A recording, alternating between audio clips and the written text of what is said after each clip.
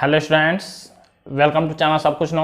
आज आप लोग पढ़ेंगे क्लास 7th एनसीईआरटी मैथ का प्रश्नावली 2.1 का सेकेंड क्वेश्चन से आगे।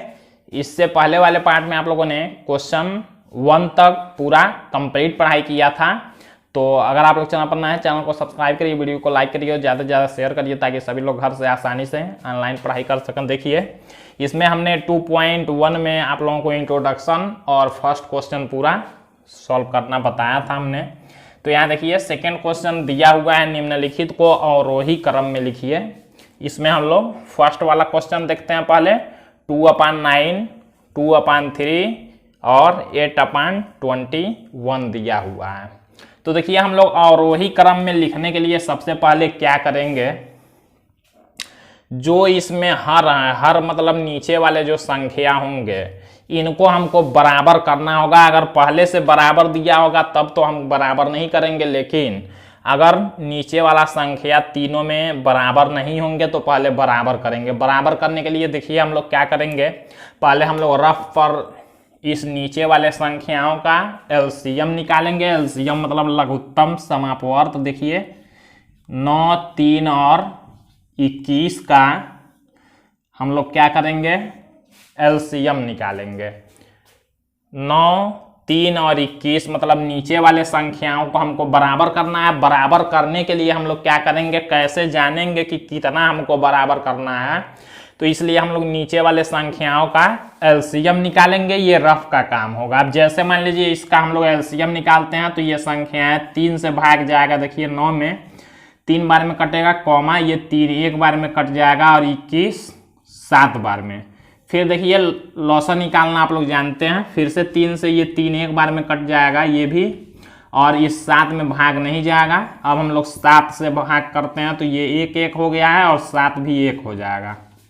तो हमारा जो लॉसा आया देखिए 3 गुणा में 3 गुणा में 7 बराबर, जब ये गुणा करेंगे तो हो जाएगा 63। ध्यान दीजिएगा।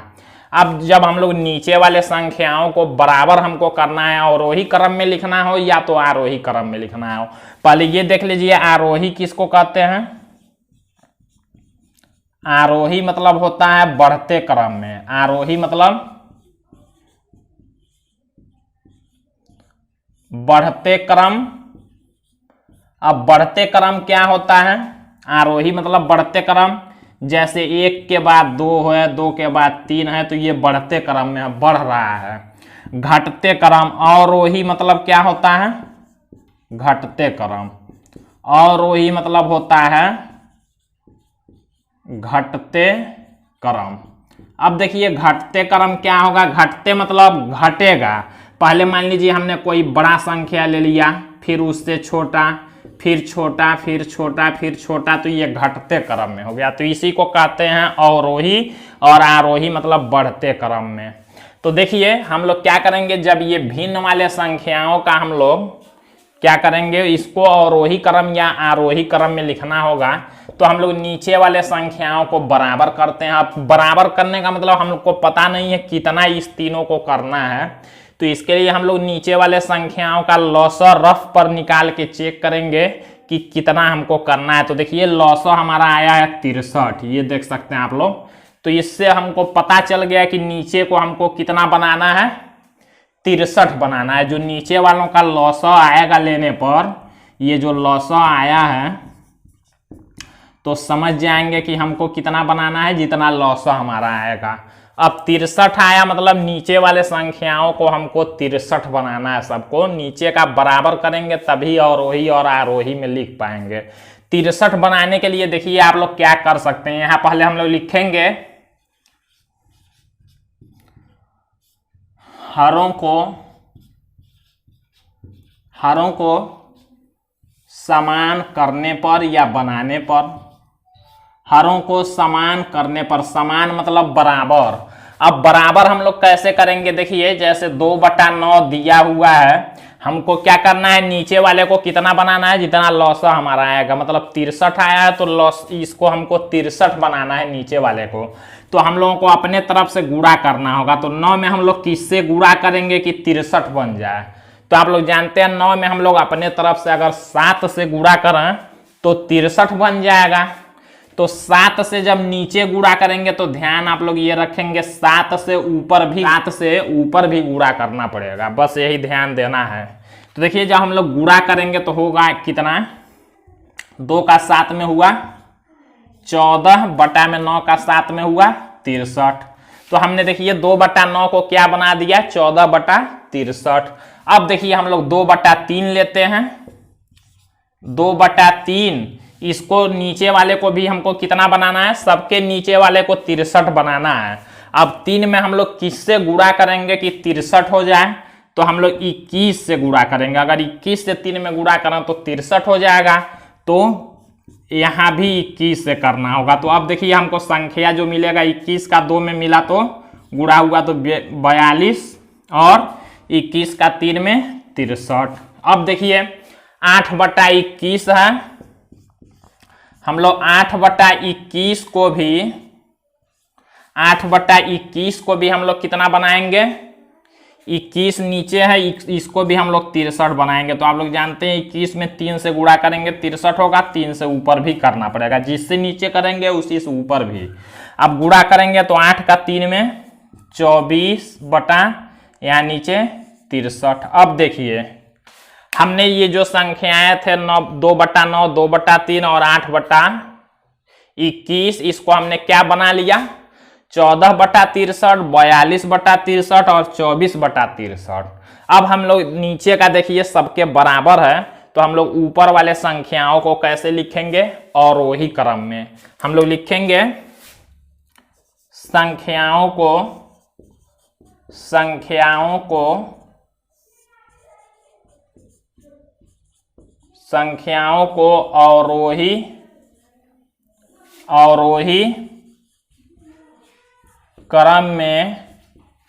अवरोही क्रम में रखने पर। अब हम लोग इसको अवरोही क्रम में लिखते हैं, ये आप लोगों को रफ पर करना है, इसको आप लोग रफ पर करेंगे। अब देखिए संख्याओं को अवरोही क्रम में कैसे लिखेंगे, ये नीचे का जब सबके बराबर हो जाएगा तो हम लोग ऊपर वाला देखते हुए लिखेंगे। अवरोही मतलब घटते क्रम में, पहले बड़ा। तो देखिए 14, 42 और 24 में कौन बड़ा है, तो आप लोग जानते हैं 42 बड़ा है, तो सबसे पहले इसी को लिखेंगे 42 बटा 63, ऐसे लिखेंगे 42 बटा में 63। फिर देखिए इसके बाद कौन सा आएगा, 42 से थोड़ा सा कम 24 है, मतलब 24 बटा 63, ऐसे करते जाएंगे 24 बटा 63। फिर देखिए इससे भी छोटा कौन होगा, 14 बटा 63, 14 बटा 63। अब देखिए हमने क्या किया, नीचे तो सबके 63 है, ऊपर देखिए पहले सबसे बड़ा, फिर उससे कम हमने लिखा। अब इसको हमको नहीं लिखना है, हमको तो इन संख्याओं को लिखना था और वही क्रम में। तो हम लोग लिखेंगे, यहाँ पर लिख लेंगे या करके। अब देखिए 42 बटा 63 किससे मिला हमको, 42 बटा 63 2 बटा 3 हमारा संख्या था, मतलब 2 बटा 3 से ये मिला है। तो हम लोग इसके जगह पर क्या लिख लेंगे, 2 बटा 3। और ऐसे का मतलब क्या होगा, अभी इसको भी आप लोग समझेंगे। फिर देखिए 24 बटा 63 किससे मिला, 8 बटा 21 से। तो हम लोग इसके जगह पर लिख लेंगे 8 बटा 21। फिर ये चिन्ह लगा लेंगे। 14 बटा 63 किससे मिला है, 2 बटा 9 से। तो हम लोग इसके जगह पर लिखेंगे 2 बटा 9। ये हमारा आंसर हो जाएगा। इस तरह सॉल्व करना है। देखिए इसका मतलब होता है, ऐसे करने का मतलब ये 2 मुंह वाला बड़े के तरफ लगाते हैं, बड़े संख्या की तरफ, और 1 मुंह वाला छोटे। जैसे मान लीजिए यहाँ हमको लिखना है 5 और यहाँ लिखना है 4, तो ऐसे चिन्ह लगाएंगे। मतलब ये जो 2 मुंह हो रहा है बड़े की तरफ और 1 मुंह वाला छोटे की तरफ होगा। तो हमको और वही क्रम लिखना होता है, मतलब घटते क्रम में पहले सबसे बड़ा, फिर उससे छोटा, फिर उससे छोटा। तो देखिए यहाँ पर सबसे बड़ा की तरफ हमने लगाया, फिर उससे छोटा ये, फिर इससे बड़ा ये है। तो इस तरह से हम लोग लगाएंगे। अब आप लोग इसको नोट करेंगे, फिर हम लोग सेकेंड वाले क्वेश्चन को देखेंगे, तब आप लोगों को अभी और यहाँ पर क्वेश्चन नंबर सेकेंड दिया है 1 बटा 5, 3 बटा 7, 7 बटा 10। तो हम लोग क्या करेंगे, हमने आप लोगों को बताया सबसे पहला काम नीचे वाले संख्याओं को बराबर करते हैं। अब बराबर कैसे करेंगे, 5, 7 और 10 का लौसा निकाल लेंगे। देखिए 5, 7 और 10 का लौसा पहले 2 से भाग जाएगा,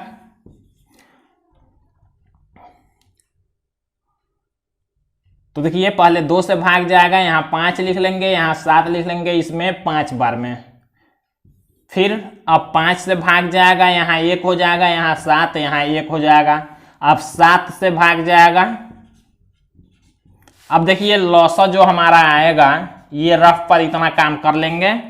अब देखिए 2 का 5 में गुणा होगा 10, 10 का 7 में 70। तो ये जो हमको 70 मिला है, ध्यान दीजिएगा, जो हमको 70 मिला है लिखेंगे यहाँ हरों को समान करने पर। हरों को समान करने पर। अब देखिए हम लोग क्या करते हैं, हरों को समान करने का मतलब जो नीचे वाले संख्याएं हैं उनको हमको कितना बनाना होगा, 70 बनाना पड़ेगा। अब 70 बनाने के लिए देखिए क्या करेंगे, जैसे 1/5 है, इसको हमको बनाना है कितना, नीचे वाले को कितना बनाना है, 70।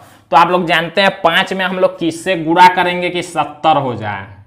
5 में हम लोग किससे गुणा करेंगे 70 हो जाए, तो 14 से अगर गुणा करेंगे 5 में तो 70 होगा, तो 14 से ऊपर भी गुणा करना पड़ेगा। यानी कि हमको जो संख्या मिल जाएगा, देखिए 14 का 1 में गुणा करेंगे तो 14 बटा में 14 का 5 में 70।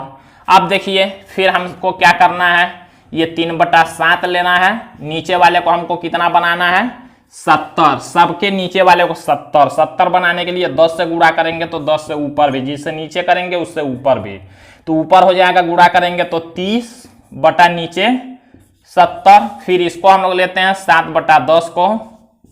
अब इसमें भी देखिए नीचे को हमको 70 बनाना है, तो 7 से गुणा करेंगे तो 7 से ऊपर भी करना होगा, तो 7 का 7 में 49 और बटा में 10 का 7 में 70। अब देखिए नीचे सबके 70 हो गया, हम लोग और वही क्रम में लिखते हैं, लिखेंगे और वही क्रम में लिखने पर, और वही क्रम में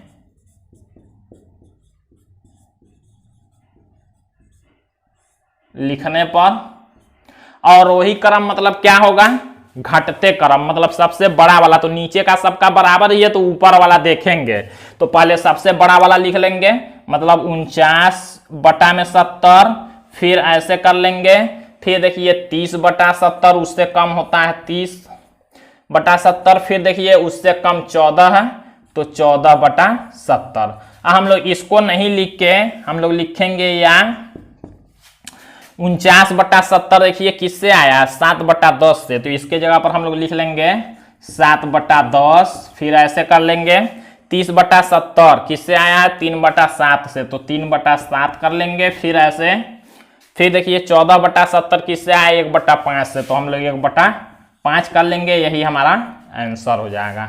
तो इस तरह से आप लोगों को सॉल्व करना है, ये रफ पर केवल चेक करेंगे, इतना आप लोगों को लिखना होगा। अब हम लोग क्वेश्चन नंबर 3 को देखेंगे। तो देखिए यहाँ पर क्वेश्चन नंबर 3 दिया है, एक जादुई वर्ग, ये इसको कहते हैं वर्ग। तो एक जादुई वर्ग में प्रत्येक पंक्ति, ये होता है देखिए पंक्ति, ऐसे इधर से इधर तक पढ़ेंगे तो पंक्ति कहते हैं, प्रत्येक पंक्ति, प्रत्येक स्तंभ, ऊपर से नीचे देखेंगे तो स्तंभ कहते हैं, एवं प्रत्येक विकर्ण, विकर्ण मतलब तिरछा, इधर से इधर देखेंगे तो विकर्ण, इधर से इधर देखेंगे तो विकर्ण की संख्याओं का योग समान होता है। क्या यह एक जादुई वर्ग है, तो हम लोग चेक करेंगे। हम लोग क्या देखेंगे कि इधर से इधर जोड़ने पर जितना होगा उतना ही इसको जोड़ने पर, उतना ही इसको जोड़ने पर सब बराबर होंगे। इधर से इधर, ऊपर से नीचे जोड़ेंगे तब भी बराबर होंगे, और ऐसे तिरछा में हम लोग जोड़ेंगे तब भी बराबर होंगे। तो यही हम लोग देखते हैं, तो लिखेंगे पहले पंक्ति का योग, योग मतलब जोड़, बराबर। देखिए पहले पंक्ति का योग, यही पहला पंक्ति होगा, ये दूसरा इधर से इधर, ये तीसरा पंक्ति। तो पहले पंक्ति का योग मतलब हम लोग कैसे लिखेंगे, लिखेंगे 4/11 प्लस 9/11 प्लस 2/11, ये पहला पंक्ति है। पहले पंक्ति का हम लोग जोड़ देखते हैं कितना होता है। तो देखिए जोड़ेंगे जब हम लोग, नीचे सबके बराबर है, नीचे जब सबके बराबर होता है तो ऊपर का जोड़ लेते हैं। देखिए 4 और 9 जोड़ेंगे तो 9 और 4 13, 13 में 2 जोड़ेंगे 15, तो 15 और नीचे बटा में 11 एक ही कोई लिखेंगे, ये नहीं कि इसको भी जोड़ देंगे, नहीं, केवल ऊपर का जोड़ेंगे, नीचे का वही लिखेंगे जब बराबर होगा। तो हम लोगों ने ये कर लिया पहले पंक्ति का योग। अब हम लोग दूसरे पंक्ति का देखते हैं, लिखेंगे दूसरे पंक्ति का योग बराबर दूसरे पंक्ति का योग। अब हम लोग दूसरे पंक्ति को लिखते हैं, तो लिखेंगे 3/11 प्लस में 5/11 फिर प्लस में 7/11। सबको जोड़ लेते हैं। तो देखिए नीचे बराबर है तो ऊपर का जोड़ेंगे, 3 और 5 जोड़ेंगे 8, 8 में 7 को जोड़ेंगे 15, 15/11। तो ये हो गया। अब देखिए हम लोग तीसरे पंक्ति को जोड़ते हैं, लिखेंगे तीसरे पंक्ति का योग, योग मतलब जोड़। तीसरा पंक्ति ये है, तो देखिए हम लोग लिख लेते हैं 8/11 फिर प्लस में 1/11 फिर प्लस में 6/11। सबको जोड़ते हैं। तो देखिए यहाँ पर हम लोग जोड़ के लिख लेते हैं 8 1 9, 9 और 6 15 और नीचे 11, 15/11। तो देखिए सब पहले पंक्ति का भी जोड़ हमारा आया कितना, 15/11। दूसरे वाले का भी उतना ही आया, तीसरे वाले का भी उतना ही आया। तो पंक्ति तीनों बराबर आ गया। हम लोग स्तंभ देखते हैं, ऊपर से नीचे स्तंभ होता है। तो हम लोग लिखेंगे पहले स्तंभ का योग बराबर, पहले स्तंभ को हम लोग ले लेते हैं 4/11 है, फिर 3/11 है, फिर 8/11 है। ऊपर से नीचे को स्तंभ कहते हैं। जोड़ते हैं हम लोग, तो देखिए 4 3 7 और 8 जोड़ेंगे तो 15/11 ही आया ये भी। अब हम लोग दूसरा वाला स्तंभ देखते हैं, लिखेंगे दूसरे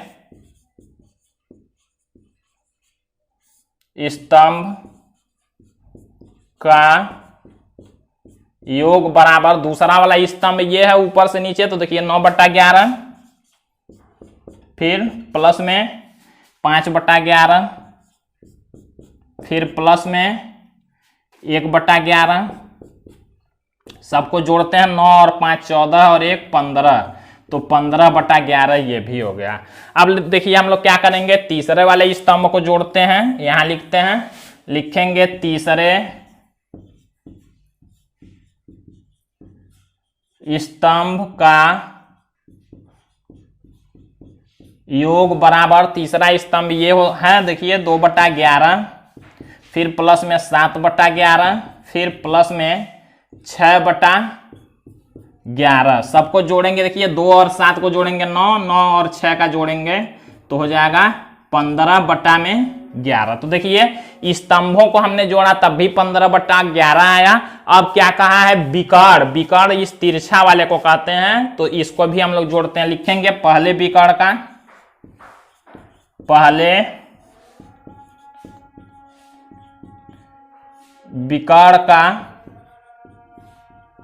योग बराबर, देखिए ये पहला वाला विकर्ण ये हो जाएगा, चाहे ये हो जाएगा, कोई भी पहला ले सकते हैं। तो विकर्ण मतलब 4/11 फिर प्लस में विकर्ण ऐसे तिरछा 5/11 फिर ये 6/11 जोड़ेंगे। तो देखिए यहां लिख लेते हैं 4 और 5 जोड़ेंगे 9, 9 में 6 जोड़ेंगे तो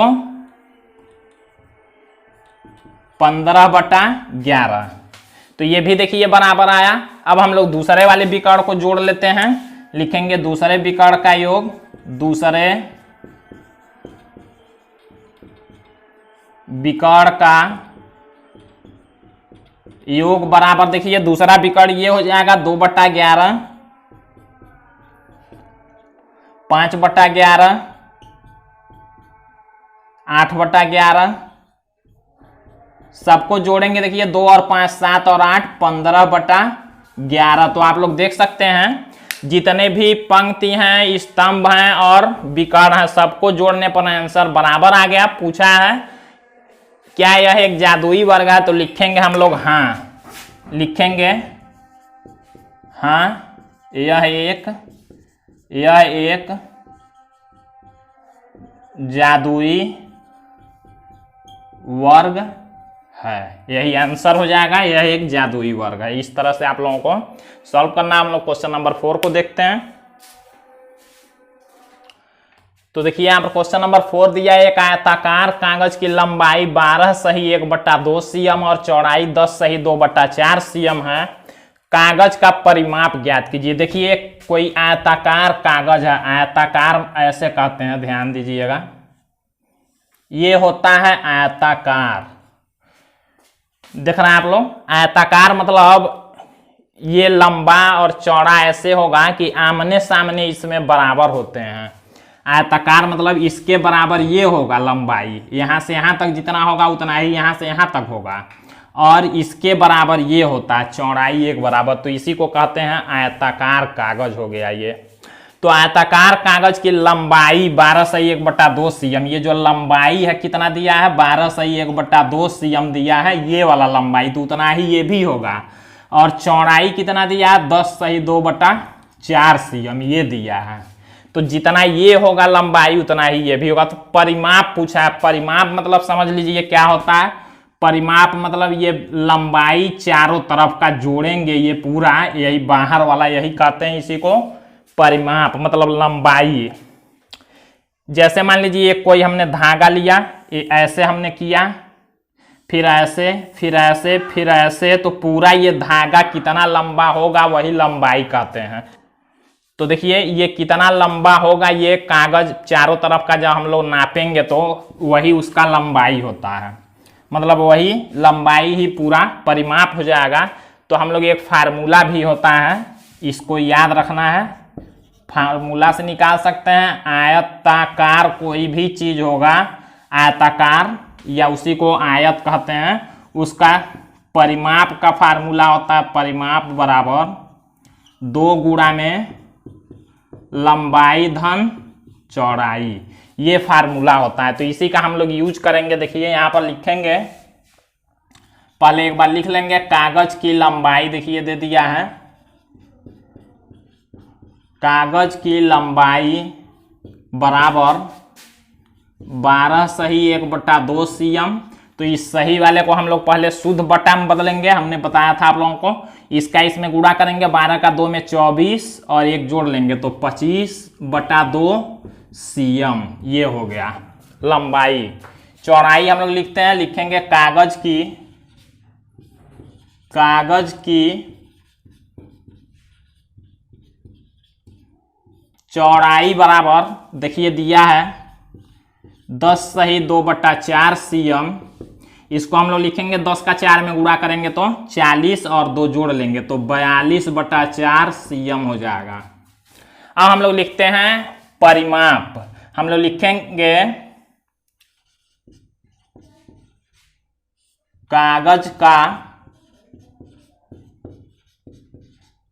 परिमाप बराबर, देखिए ये आयताकार कागज का है तो हम लोग फार्मूला लिखेंगे 2 गुणा में लंबाई धन चौड़ाई। यहाँ पर कोई चीज नहीं है, 2 संख्याओं के बीच में ब्रैकेट में, तो बीच में गुणा मानते हैं। 2 गुणा में लंबाई धन चौड़ाई फार्मूला होता है, हमको परिमाप निकालना है। तो देखिए 2 गुणा में लंबाई धन चौड़ाई, लंबाई की जगह पर हम लोग कितना लिखेंगे, यहाँ लंबाई देखिए दे दिया 25/2, फिर प्लस चौड़ाई, चौड़ाई की जगह पर लिखेंगे 42/4। इसी को सॉल्व करना है तो 2 गुणा में, पहले ब्रैकेट वाला हल करते हैं। आप लोग जानते हैं जो भी संख्या जब बटा में हो तो लॉसा लेते हैं, 2 और 4 का लॉसा 4। यहाँ 2 से 4 में भाग करेंगे 2 बार में जाएगा, 2 का 25 में गुणा करेंगे तो 50 लिखेंगे, प्लस 4 से 4 में भाग करेंगे 1 आएगा, 1 का 42 में गुणा 42। अब देखिए 2 गुणा में 50 और 42 दोनों प्लस में है, जोड़ लेंगे तो 92 बटा में नीचे 4।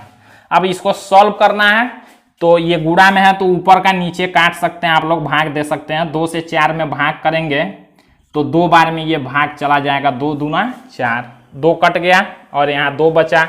अब 2 से 92 में हम लोग जब भाग करेंगे 46 बार में ये भाग जाएगा पूरा, मतलब हमारा जो परिमाप आया वो कितना आया 46। ये सीएम में दिया है तो आप लोग भी सीएम लिखेंगे, यही आंसर हो जाएगा। तो इस तरह से आप लोगों को क्वेश्चन सॉल्व करना है। बाकी बचे हुए क्वेश्चन आप लोग अगले पार्ट में देखेंगे। तो आज के लिए बस इतना है।